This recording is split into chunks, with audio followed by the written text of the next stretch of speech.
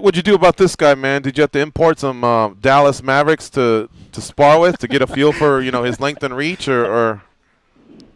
It was funny. Yeah, it's funny you say that because we even had my manager even had just some random guy that he knew through work or something come in, and the guy's 6'9" or whatever, and he's like, he just came in just to stand in front of me so I could see him, and then all of a sudden we're talking. This guy is in his khaki slacks and all this stuff coming off of work, and pretty soon we have him in the cage and he's standing there letting me throw punches at him.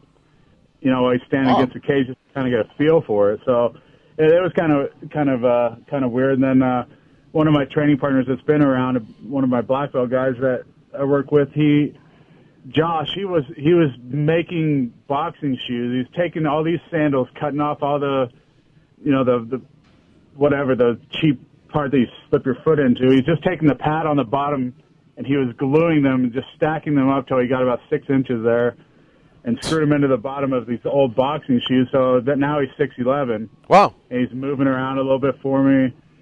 So we were getting a little bit creative. We had a guy on stilts walking around. I mean, Really? we were doing all kinds of stupid stuff. Yeah, we were doing all kinds of stuff just to see the look, but obviously they can't move or nothing very well like that. So, and then we flew in a guy from Pennsylvania that's a kickboxer, and he's 6'11", so 6'10", 6'11", so he was a really good look. He actually just flew back to Pennsylvania this week because I'm pretty much done with the hardest part of my camp, and it was a good look.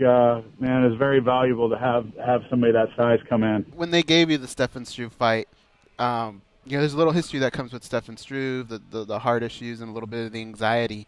Was there any nervousness on your part taking the fight? No, none. I know I was very excited about it. It's